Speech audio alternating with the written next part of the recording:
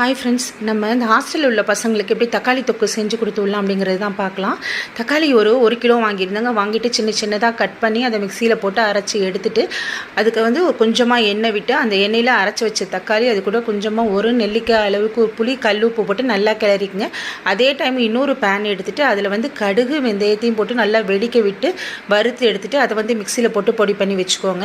நான் அதே மிக்சியிலே பூண்டு என் பசங்க முழு பூண்டாக போட்டால் சாப்பிட மாட்டாங்கங்கிறத பூண்டையும் மிக்சியில் நைஸாக அரைச்சிட்டு அதையும் கொஞ்சம் தாராளமாக நல்லெண்ணெய் விட்டு அதில் பூண்டை போட்டு நல்லா வதக்கினதுக்கப்புறம் அதில் கொஞ்சம் பெருங்காயம், ஒரு 3 ஸ்பூன் மிளகாய்த்தூள், அப்புறம் நம்ம அரைச்சி வச்சுருந்த அந்த பொடியெல்லாம் அரைச்சி வச்சுருந்தோம் இல்லையா, அதையும் சேர்த்து போட்டு நல்லா வதக்கிக்கோங்க. அப்புறம் தக்காளி ஓரளவு தண்ணியெல்லாம் ட்ரை ஆகி வந்ததுக்கப்புறமா நம்ம இந்த பேனில் நம்ம ரெடி பண்ணி வச்சுருந்தோம் இல்லையா, பூண்டு அந்த விழுது அதெல்லாம் சேர்த்து இதில் கொட்டி நல்லா கிளறிக்கிட்டே இருங்க.